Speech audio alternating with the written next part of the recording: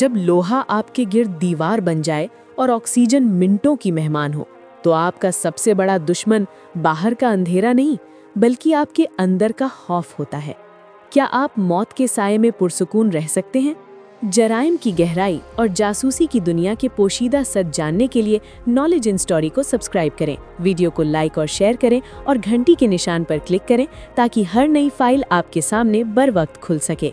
अरसलान एक तजुर्बेकार लॉकस्मिथ था, लेकिन आज किस्मत ने उसे एक ऐसी तिजोरी में कैद कर दिया था जिसे उसने खुद नाकाबिले तस्खीर करार दिया था। दरवाज़ा खुद ब खुद लॉक हो चुका था और बाहर का अमला जा चुका था। नहीं, ये नहीं हो सकता, मुझे कोई नहीं सुन रहा, यहाँ हवा ख़त्म हो जाएगी, मैं यहाँ घुटकर मर जाऊँगा।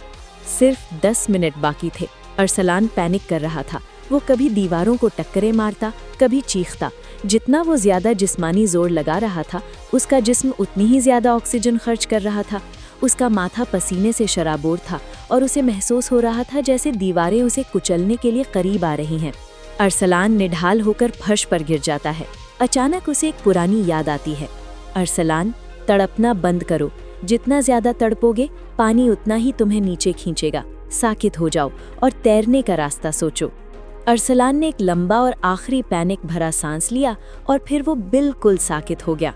उसने लड़ना बंद कर दिया, उसने डरना छोड़ दिया। खौफ खत्म होते ही उसका माहिर दिमाग काम करने लगा।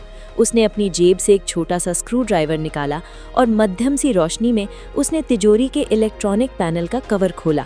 अगर वो घबराकर एक भी गलत तार छेड़ देता तो सिस्टम हमेशा के लिए लॉक हो जाता। लेकिन उस वक्त वो ऐसे काम कर रहा था जैसे कोई आर्टिस्ट पेंटिंग बना रहा हो। क्लिक, एक हल्की सी आवाज़ आई और भारी गियर्स घूमने लगे।